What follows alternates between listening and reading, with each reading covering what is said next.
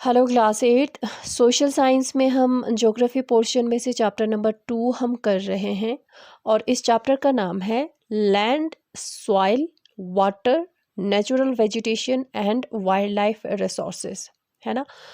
तो इससे पहले वाले क्लास में मैंने आपको लैंड और सॉइल के बारे में मैंने आपको बताया, है ना। तो जैसे कि मैंने पहले बताया कि ये जो चैप्टर जो है वो थोड़ा लेंथी है, तो आपका वीडियो जो है वो थोड़ा लेंथी होने वाला है। अगर मैं इसको 3-4 वीडियोस में अगर मैं उसको डिवाइड करूं तो ये सिलेबस जो है लेंथी है, वो कवर नहीं होंगे। तो प्लीज़ आप लोग ये वीडियो एंड तक ज़रूर देखना। लैंड और सॉइल के बारे में हमने पहले पढ़ा, है ना, कि मैंने आपको बताया कि लैंड जो है वो क्या होता है ना। वो लैंड यानी कि ज़मीन, वो मैंने आपको बताया कि क्या होता है, कौन सा एरिया जो है वो ज़मीन होता है वो बताया। लैंड यूज़ क्या होता है वो मैंने आपको बताया, है ना, कि किस तरह से जो जब इंक्रीज़ पॉपुलेशन जो है इंक्रीज़ हो रहा है तो लोगों की डिमांड भी इंक्रीज़ हो रहा है, जिसकी वजह से लैंड जो है क्या हो रहा है, डिग्रेड हो रहा है, यानी कि कम हो रहा है ना, वो भी बताया। फिर हमने कि किस तरह से लैंड को कंजर्व करना चाहिए, किस कर सकते हैं, वो भी हमने देखा, है ना, वो भी हमने पढ़ा। फिर उसके बाद सॉइल यानी कि मिट्टी के बारे में हमने पढ़ा कि मिट्टी जो है वो क्या है, वो किस तरह से फॉर्म्ड होता है, वो हमने पढ़ा कि किस किस फैक्टर्स की वजह से सॉइल जो है वो फॉर्म्ड होता है, वो पढ़ा। फिर हमने सॉइल एरोजन के बारे में हमने पढ़ा कि सॉइल एरोजन कैसे होते हैं, वो पढ़ा। फिर सॉइल को एरोज होने से यानी कि डिग्रेड होने से कैसे बचा सकते हैं, वो भी हमने पढ़ा, है ना। Now today we will start with the topic water, पानी। ठीक है, वाटर क्या होता है, पानी। है ना, वाटर क्या है, लैंड और सॉइल की तरह पानी भी, वाटर भी एक नेचुरल रिसोर्सेज है।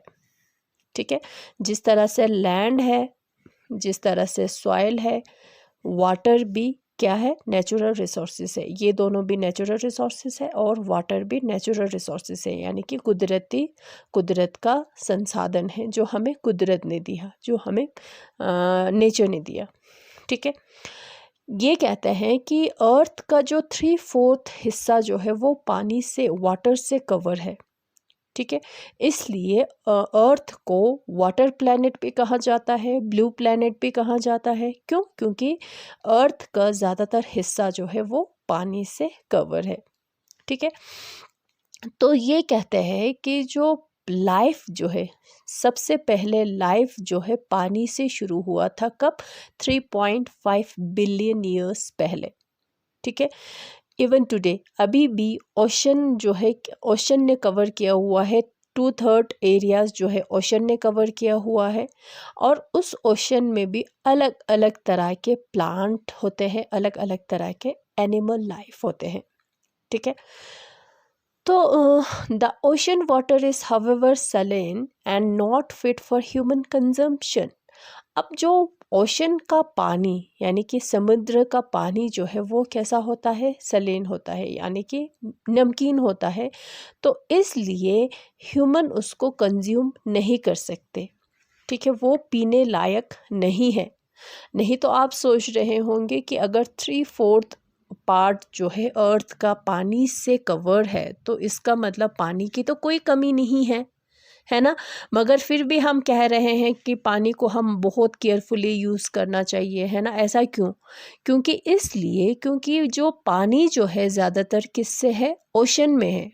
पानी जो है ज़्यादातर ओशन में है और ओशन का पानी जो है वो सलीन होता है, नमकीन होता है। और वो पानी जो है ह्यूमन के लिए not fit for human drinking, consumption के लिए वो फिट नहीं होते हैं। तो इसलिए ठीक है, नियरली 7 अच्छा, फ्रेश वाटर जो है वो कितना है, सिर्फ 2.7%। ठीक है, सिर्फ 2.7% जो है फ्रेश वाटर है। ठीक है। Nearly 70% of this occurs as, मगर उसमें भी ज़्यादातर वो किस्म फ्रेश वाटर जो है वो किस में है, ज़्यादातर आइस शीट्स है जो ऊंचे ऊंचे पहाड़ों पे होते हैं, एंटार्क्टिका में होते हैं, ग्रीनलैंड में होते हैं, जो हमारे पहुंच से बाहर है। अब उसको लेने के लिए जो ग्लेशियर क्या होता है, ग्लेशियर को तो आपको पता है ना, ग्लेशियर यानी कि जो आइस शीट्स जो मूव कर रहे होते हैं एक जगह से दूसरी जगह, या जो आइस शीट्स होता है ना उसको हम ग्लेशियर्स बोलते हैं, है ना। Moving of ice sheets is called glacier, है ना। अब ग्लेशियर जो है वहाँ पे है पानी, वहाँ पे ज़्यादा है पानी है, ऊंचे ऊंचे पहाड़ों पे है, वहाँ आइस के शेप में है, आइस के फॉर्म में है, तो वहाँ लेने के लिए कौन जाएगा, है ना। तो वो भी हमारे लिए, उसको भी हम कंज्यूम नहीं कर सकते, होते हुए भी हम उसको कंज्यूम नहीं कर सकते। तो ले दे के सिर्फ 1% जो है वो फ्रेश वाटर रह जाते हैं ज़मीन पे, जो क्या है ह्यूमन के लिए फिट है, पीने के लिए, यूज़ के लिए, ह्यूमन यूज़ के लिए, इंसान के यूज़ के लिए वो फिट है। कितना? सिर्फ 1%। तो सोचो कितना कम है, 1% जो है वो तो बहुत ज़्यादा कम होता है ना। तो पानी जो है ज़्यादातर है 75% जो है पानी है, मगर उसमें से ज़्यादातर जो है ओशन है, ओशन का पानी है, तो वो नमकीन होने की वजह से उसको हम कंज्यूम नहीं कर सकते, है ना।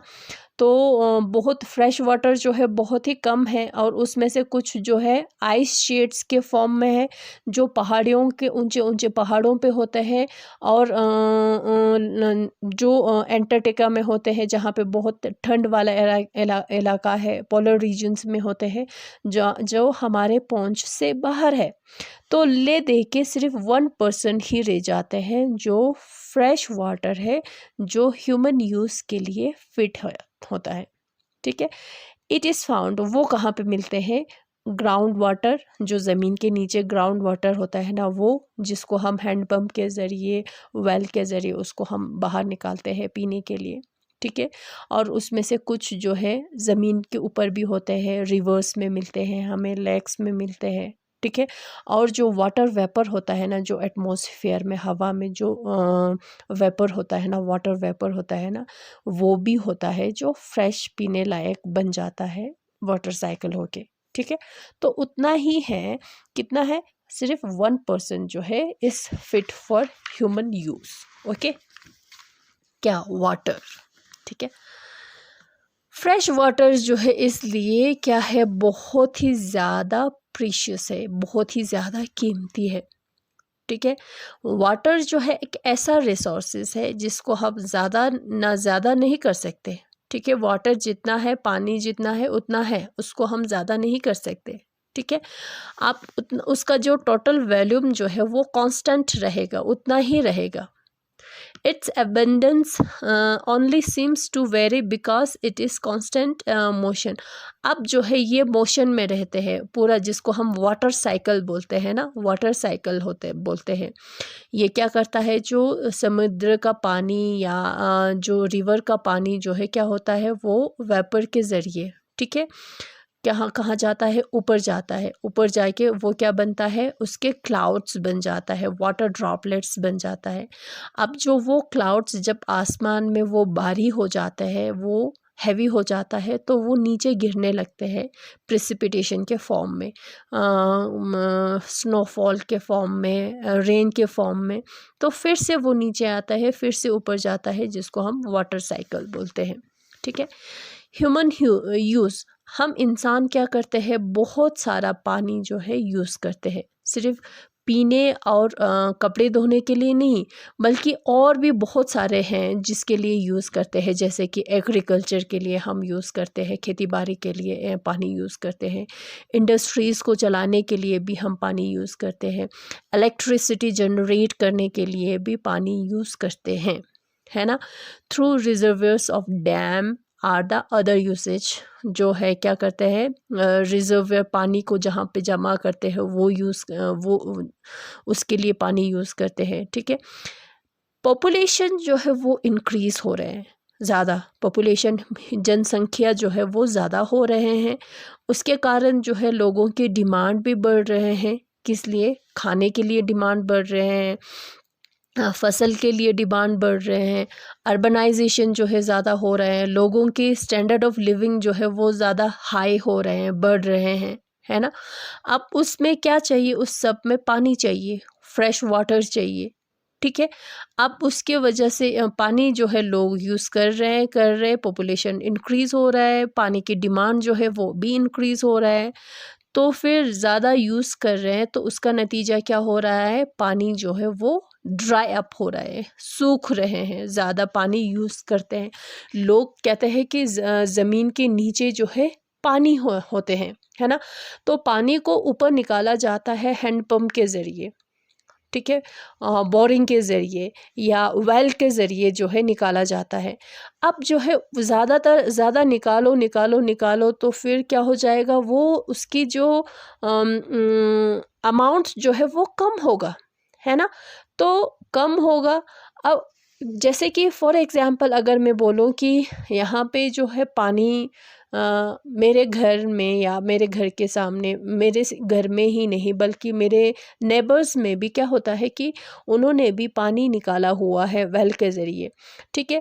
तो जैसे अभी जब उसको पानी को हम बाहर निकालते हैं तो फिर आते हैं पाइप के ज़रिए, थोड़ी देर तक आने के बाद पूरा बंद हो जाता है, ठीक है। क्यों? क्योंकि वो पानी जो है वो वहाँ के पानी का अमाउंट जो है वो कम हो रहे हैं, पहले ऐसा नहीं होता था।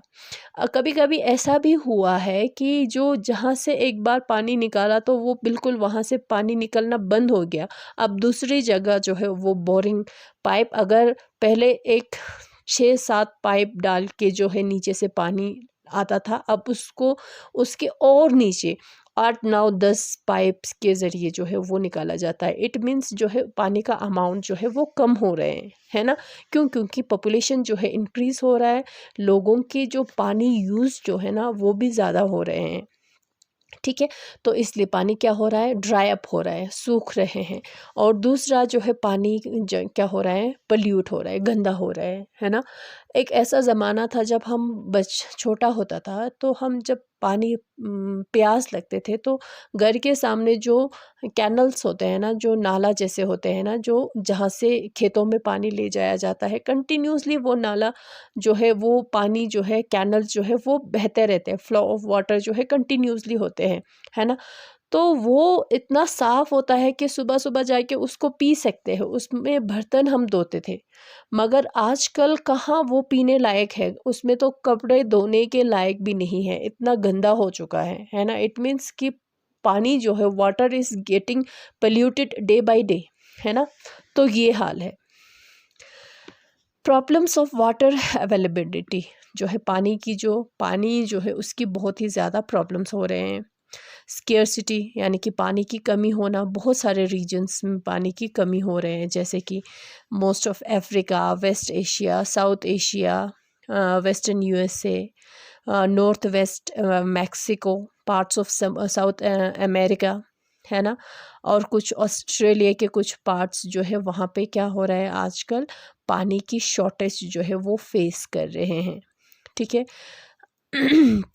वहाँ पे कुछ ऐसे भी एरिया है जहाँ पे ड्राउट्स पड़ रहे हैं, यानी कि बहुत ही ज़्यादा सूखा पड़ रहा है, यानी कि बहुत ही ज़्यादा पानी की कमी हो रहे हैं, ठीक है। Thus water shortage may be consequence of variation and seasonal or annual precipitation or the scarcity caused by over exploitation and contamination of water source. अब ये जो है पानी की कमी क्यों हो रहा है? क्योंकि कभी कभी क्या होता है, सीजनल या एनुअल प्रेसिपिटेशन जो है क्या होता है, कभी बारिश होते हैं, कभी नहीं होते हैं, कभी बर्फ़ होते हैं, कभी नहीं होते हैं। जैसे कि फॉर एग्ज़ाम्पल हम ये ले लो 2020 ले लो, उसमें बिल्कुल बर्फ़ गिरा ही नहीं इस बार यहाँ पे, है ना। तो कभी कभी क्या होता है, इतना ज़्यादा बर्फ़ गिरते हैं, कभी कभी नहीं होते हैं। जब बर्फ़ नहीं गिरते हैं तो वही जो समर आएंगे, उसी साल जो समर आएंगे उसमें पानी की स्केर्सिटी होंगे, पानी की शॉर्टेज हो जाएंगे, ठीक है। उसके कारण होते हैं पानी की शॉर्टेज। और दूसरा क्या होता है कि पानी की शॉर्टेज होता है कब, ज़्यादातर उसको हम ज़्यादा यूज़ करें तो, ठीक है। और अगर वो जो है पानी की शॉर्टेज तब होता है जब पानी जो है उसको हम जब गंदा करें। एक जगह है जहाँ से हम पानी के लिए, पानी जो है पीने के लिए वहाँ से लाते हैं, कपड़े धोने के लिए वहाँ से पानी लाते हैं। अब वो पानी जब लोग उसमें कचरा फेंकेंगे या अपना जो घर का जो वेस्ट जो है वहाँ फेंकेंगे, तो वो पानी ना तो पीने लायक रहेंगे, ना तो उसमें कपड़े धोने के लायक रहेंगे। तो इट मीन्स वो गंदा हो गया, है ना। तो इसकी वजह से क्या होगा, पानी की शॉर्टेज हो जाएंगे। पानी जो है, वाटर रिसोर्सेज जो है वो शुड बी कंजर्व करना चाहिए, हमें बचाना चाहिए, ठीक है। Access to clean and adequate water source is major problem. आजकल पूरा वर्ल्ड जो है वो फेस कर रहे हैं क्या, पानी की शॉर्टेज, पानी की प्रॉब्लम जो है वो फेस कर रहे हैं, ठीक है। Steps can be taken to conserve. अब स्टेप्स हमें लेना चाहिए, पानी को पानी जो है वाटर रिसोर्स को हमें क्या करना चाहिए, हमें कंजर्व करना चाहिए, यानी कि हमें बचाना चाहिए, ठीक है।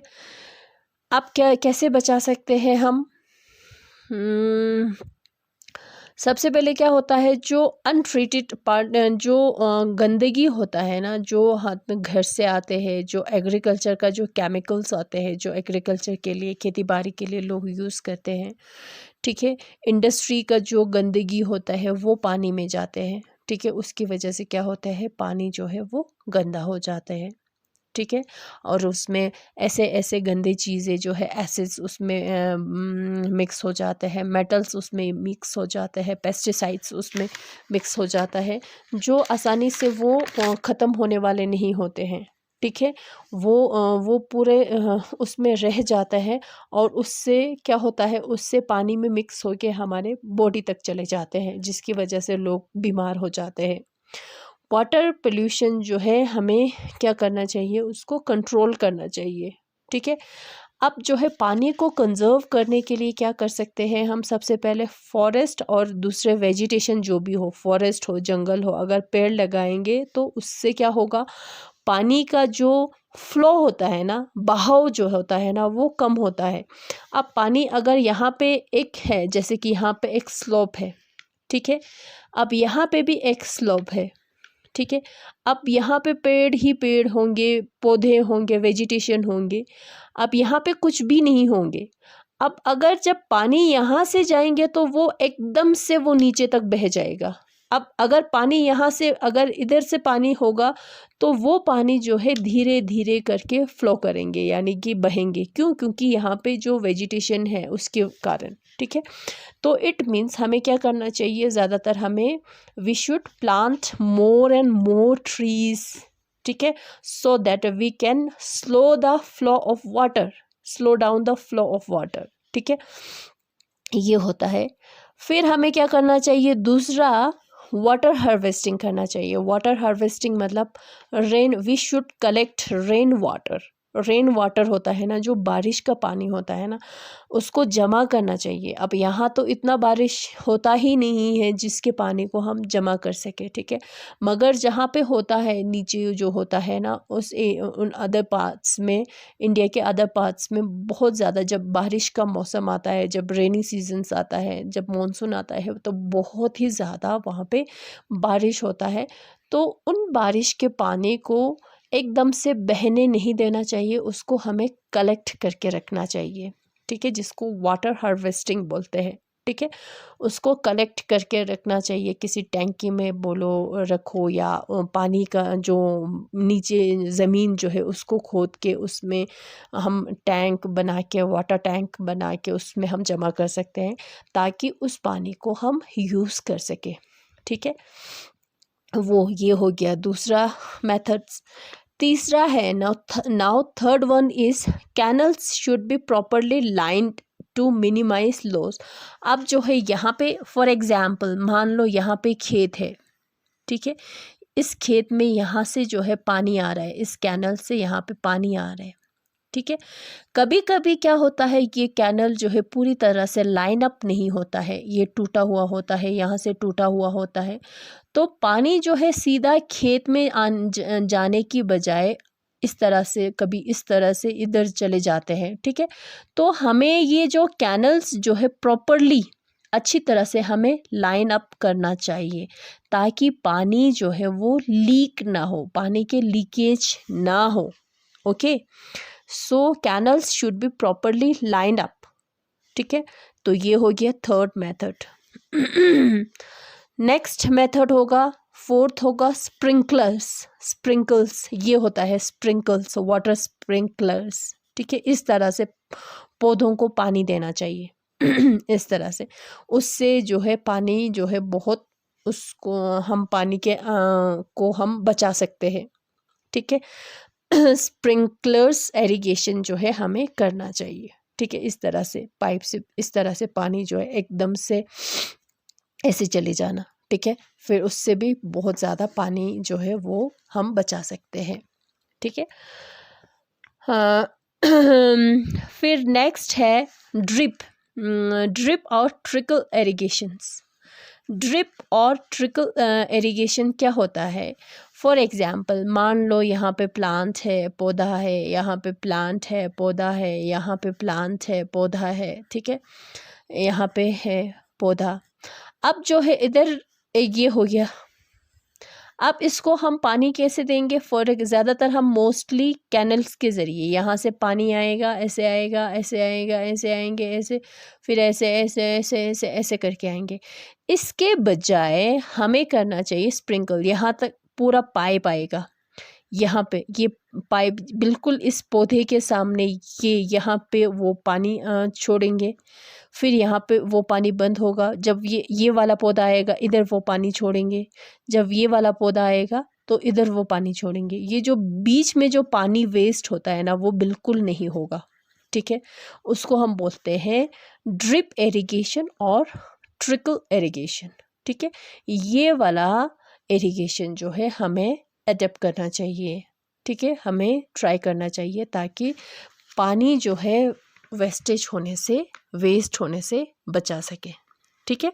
तो बहुत सारे मेथड्स मैंने बताया। Forest water harvesting, canals should be lined up, ठीक है। Sprinklers should be adapted and ये drip irrigation should be adapted, ठीक है। ये सब हम कर सकते हैं पानी को कंजर्व करने के लिए। उसके बाद हमारा आता है नेचुरल वेजिटेशन और wild life. Natural vegetation, vegetation जो है क्या होता है? पौधा। बड़े से बड़ा पेड़ भी हो सकता है, छोटे से छोटा सा पौधा भी हो सकता है, उसको हम बोलेंगे नेचुरल वेजिटेशन, जिसमें इंसान, जिसको ग्रो करने में, बड़ा करने में इंसान का हाथ नहीं होता है। वाइल्ड लाइफ तो एनिमल्स, जंगली जानवर जो होता है, एनिमल्स जो होता है, ठीक है, जिसको इंसान पाल के नहीं रखते हैं, ठीक है, वो हो गया वाइल्ड लाइफ। ये भी रिसोर्सेस है। नेचुरल वेजिटेशन और वाइल्ड लाइफ भी एक नेचुरल रिसोर्सेस है, ठीक है, संसाधन है, नेचर का दिया हुआ है, ठीक है। सो now natural vegetation and wildlife exist only in the narrow zone of natural vegetation। Natural vegetation और वाइल्ड लाइफ जो है वो कहाँ पे होता है? बायोस्फीयर में होता है। बायोस्फीयर कौन सा पार्ट होता है अर्थ का? बायोस्फीयर अर्थ का वो वाला पार्ट होता है जहाँ पे लिथोस्फीयर भी होता है, हाइड्रोस्फीयर भी होता है और एटमॉस्फेयर भी होता है। यानी कि बायोस्फीयर जो है अर्थ का वो वाला हिस्सा है, वो वाला पार्ट है जहाँ पे कुछ ज़मीन भी होगा, मिलेगा हमें, पानी भी मिलेगा उसमें, और उसमें हवा भी मिलेगा। जहाँ पे ये तीनों मौजूद होता है ना, उसको हम बायोस्फीयर बोलते हैं। और बायोस्फीयर में क्या होता है, क्या मिलेंगे हमें? नेचुरल वेजिटेशन मिलेंगे और वाइल्ड लाइफ मिलेंगे, है ना, है कि नहीं है? नेचुरल वेजिटेशन तो पौधा हो गया, उसमें बड़े से बड़ा पेड़ भी आएगा और छोटे से छोटा एक घास भी आएगा, ठीक है। अब उसको बड़ा होने के लिए, ग्रो होने के लिए उसको क्या चाहिए? एक तो उसको ज़मीन चाहिए, है ना, उसको वाटर चाहिए, पानी चाहिए, और उसको हवा भी चाहिए, है ना। चाहे नेचुरल वेजिटेशन हो या वाइल्ड लाइफ हो, उन सबको ये तीनों चाहिए। अब जहाँ पे तीनों मिलेंगे वो है बायोस्फीयर। अब उसी बायोस्फीयर में ये दोनों हमें मिलेंगे, क्या, नेचुरल वेजिटेशन और वाइल्ड लाइफ। ठीक है। इन द बायोस्फीयर में लिविंग बींग्स जो होता है एक दूसरे पे निर्भर होते हैं, डिपेंड होता है। ठीक है। दिस लाइफ सपोर्टिंग सिस्टम, उसको हम बोलेंगे इकोसिस्टम, जिसका अपना एक कम्युनिटी होता है। ठीक है, जो एक दूसरे पे निर्भर रहते हैं। ठीक है। प्लांट्स जो है हमें क्या देते हैं, वेजिटेशन जो है हमें क्या देते हैं, हमें टिम्बर देते हैं, लकड़ी देते हैं, हमारे जानवरों के लिए वो घर देते हैं, ऑक्सीजन हमें देते हैं जो हम लेते हैं, सॉइल को बचाते हैं, वो प्रोटेक्ट करते हैं, है ना। ये मैंने आपको पहले पढ़ाया था। ठीक है। आप हमें ये जो है किस लिए, so essential for growing crops, act as shelter belt. ठीक है।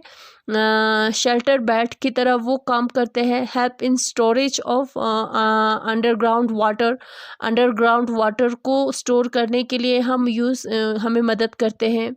हमें फ्रूट्स देते हैं, नट्स देते हैं, लेटेक्स देते हैं, टर्पंटाइन ऑयल देते हैं, गम्स देते हैं। ये मेडिसिनल प्लांट्स होते हैं। ठीक है। और ये जो है हमें क्या देते हैं, इवन कि हमें पेपर भी देते हैं प्लांट्स, है ना। ये जो है हमें पेपर भी देते हैं जिस पे हम पढ़ते हैं, हम लिखते हैं। ठीक है। अब जो है प्लांट्स के बहुत सारे यूजेस है ना। ये सब मैंने आपको बताया, उसमें आप खुद भी ऐड भी कर सकते हो कि हमें प्लांट से क्या क्या मिलते हैं। ठीक है। वाइल्ड लाइफ में आएंगे, बर्ड्स भी आएंगे। ठीक है। एनिमल्स भी आएंगे, बर्ड्स भी आएंगे, इंसेक्ट्स भी आएंगे, इवन कि जो एक्वेटिक लाइफ होता है ना, जो पानी में जो लाइफ होते हैं ना, जो पानी में जो एनिमल्स होता है ना, वो भी आएंगे वाइल्ड लाइफ में। ठीक है। अब ये हमें क्या देते हैं, मिल्क देते हैं, मीट देते हैं, हमें हाइड करते हैं, यानी कि हम उसके लेदर्स ये सारे भी बनाते हैं, हमें वुल देते हैं। ठीक है। इंसेक्ट्स हमें क्या देते हैं, हमें क्या देते हैं, हनी देते हैं, जैसे कि बीस हो गए, है ना। वो हनी वो तो पॉलिनेशन में, फ्लावर्स का जो पॉलिनेशन होता है ना, जो वो उसमें भी ये बीस जो है वो मदद करते हैं। ठीक है। द बर्ड्स जो है feed on insects, act as decomposer. Birds जो है जो इंसेक्ट्स पे से फीड करते हैं वो डिकम्पोजर्स होते हैं। ठीक है। वल्चर्स जो है वो होता है जो डेड लाइफ स्टॉक होता है ना, जो डेड मरा हुआ जो होता है ना, उस पे वो जिंदा रहते हैं। ठीक है। तो वो जो है वो वल्चर्स जो है हमारे लिए ज़रूरी है, क्योंकि वो एनवायरनमेंट को वो क्लीन करते हैं। जो डेड लाइफ स्टॉक होता है ना, उसको वो खाते हैं, तो वो उससे क्या होगा, हमारा एनवायरनमेंट जो है वो क्लीन होगा। तो जो है कितना ज़रूरी है ये सारा, एनिमल्स, प्लांट्स, इंसेक्ट्स, ये सारा हमारे लिए कितना इम्पोर्टेंट है। तो ठीक है। तो एनिमल्स चाहे जितना बड़ा हो या चाहे छोटे से छोटा हो, वो हमारे लिए क्या है, इम्पोर्टेंट है। ठीक है। नेचुरल वेजिटेशन जो है किस तरह से डिस्ट्रीब्यूट हुआ है। ठीक है। अब नेचुरल वेजिटेशन को ग्रो होने में किन किन चीज़ों का असर पड़ता है, क्या ज़रूरी होता है, एक तो टेम्परेचर, दूसरा जो है वो मॉइस्चर। ठीक है, पानी। The major vegetation type of the world are grouped as, अब जो नेचुरल वेजिटेशन जो होता है वो अलग अलग ग्रुप में डिवाइड होता है। एक हो गया फॉरेस्ट, दूसरा हो गया ग्रासलैंड्स, और दूसरा हो गया शर्प्स एंड टुंड्रा। ठीक है।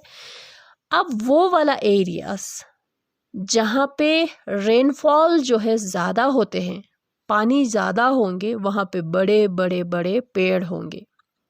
ठीक है। और वहाँ पे एवरग्रीन फॉरेस्ट होगा। ठीक है। जो है अब जैसे जैसे रेनफॉल कम होगा, जिस एरिया में रेनफॉल कम होगा, वहाँ के प्लांट लाइफ भी चेंज हो जाएगा। वहाँ पे एवरग्रीन फॉरेस्ट नहीं होगा, दूसरे तरह के फॉरेस्ट होगा, डिसीजियस फॉरेस्ट होगा। ठीक है। अब जहाँ पे कम कम कम होगा वहाँ पे नहीं होगा, जैसे कि ग्रास लैंड होगा। अब जहाँ पे बहुत ही ज़्यादा लो रेनफॉल बहुत ही कम होगा वहाँ पे तो सिर्फ थॉर्न्स होंगे, कैक्टस होंगे, इस तरह के होंगे, ठीक है, इस तरह के होते हैं। Today, there are many more people in the world than were 2 centuries back. 2 century से पहले जितने लोग इस दुनिया में थे उससे बहुत अभी बहुत से भी बहुत ज़्यादा हो गए हैं, ठीक है। टू फीड द अब इतने लोगों को फीड करने के लिए, खाना देने के लिए फॉरेस्ट जो है वो क्या हो रहा है, जंगल जो है वो क्लियर हो रहा है, ठीक है। किस लिए? उस पे, ताकि उस पे खेती बाड़ी कर सके। Forest cover all over the world is vanishing rapidly. पहले जो है फॉरेस्ट जो है बहुत ही ज़्यादा होते थे, जंगल बहुत ही ज़्यादा होते थे, ट्रीज़ बहुत ही ज़्यादा होते थे। अभी वो बहुत ही ज़्यादा कम हो रहा है, बहुत ही तेज़ी से कम हो रहे हैं, ठीक है। इसलिए हमें इस जंगल को, फॉरेस्ट को, वेजिटेशन को हमें क्या करना चाहिए, हमें कंजर्व करना चाहिए, ठीक है। वेजिटेशंस और वाइल्ड लाइफ को हमें कंजर्व करना चाहिए क्योंकि वो हमारे लिए बहुत ही ज़्यादा इम्पोर्टेंट है। फॉरेस्ट जो है हमारा वेल्थ है, धन दौलत है, ठीक है, हमारा खजाना है। प्लांट्स जो है हमें क्या देते हैं, एनिमल्स को शेल्टर देते हैं, इकोसिस्टम को वो मेंटेन रखते हैं, ठीक है। क्लाइमेट में अगर चेंज होगा, ठीक है, तो इसमें क्या होगा, ये लोग जो है इनकी हैबिटेट्स जो है वो कम हो जाएगा, ठीक है। मैनी स्पीशीज़, बहुत सारे स्पीशीज़ जो है वो कम हो रहे हैं, कम हो भी गए हैं, कुछ तो ख़त्म भी हो गए हैं, ठीक है। डिफॉरेस्टेशन बहुत ज़्यादा हो रहे हैं, जंगलों को काट रहे हैं। अगर जंगलों को काटेंगे तो वाइल्ड लाइफ क्या करेंगे, अपना घर जो है वो खो देंगे, है ना, उनका घर नहीं रहेगा, ठीक है। सॉइल एरोजन जो है बहुत ही ज़्यादा हो रहा है, क्यों, ठीक है। तो फिर कंस्ट्रक्शन एक्टिविटीज़ बहुत ही ज़्यादा हो रहे हैं, घर बन रहे हैं, फैक्ट्रीज़ बन रहे हैं, बड़े बड़े ऑफिसेज बन रहे हैं, बिल्डिंग्स बन रहे हैं, है ना। तो जिसकी वजह से जो है नेचुरल रिसोर्सेज जो है क्या हो रहे हैं, कम हो रहे हैं, ठीक है। One of the major concern incidents of the poaching that result in the sharp decline of the number of particular species. और दूसरा एक कारण ये भी है, पोचिंग यानी कि शिकार करना, हंट करना। हंटिंग की वजह से क्या हो रहा है कि एनिमल स्पीशीज जो है वो कम हो रहे हैं, ठीक है। एनिमल्स जो है उनकी शिकार करते हैं, उनका शिकार करते हैं, और उससे क्या होता है, शिकार करके क्या करते हैं, ट्रेड करते हैं, इलीगल ट्रेड, बिजनेस करते हैं, ठीक है। बिजनेस करते हैं, उनका लेदर्स जो है वो बेचा जाता है, स्किन बेचा जाते हैं, उनके नेल्स को बेचे जाते हैं, टीथ को बेचे जाते हैं, उनके हॉर्न्स होते हैं ना, वो फीदर्स होते हैं ना, जो ये इन सब का बिजनेस होते हैं, ठीक है। पैसा कमाने के लिए पोचिंग करते हैं, हंट करते हैं, शिकार करते हैं, शिकार करके इन सारी चीज़ों का वो लोग क्या करते हैं, ट्रेड करते हैं, बिजनेस करते हैं, ठीक है। उसमें से कैसे कैसे जानवरों का वो ट्रेड करते हैं, जैसे कि tiger, lion, elephant, deer, black buck, crocodile, rhinoceros, snow leopard, ostrich, peacock. This can be conserve by increasing awareness. इन सारे जानवरों को शिकार करते हैं और इनके पार्ट्स को बोल सकते हैं हम, उसको बेचा जाता है, जैसे कि फॉर एग्जांपल जो एनिमल्स का जो होता है, ठीक है ना, एनिमल्स का जो दांत होते हैं ना उसको बेचा जाता है ना। तो हमें क्या करना चाहिए, इन सबको कंजर्व करना चाहिए।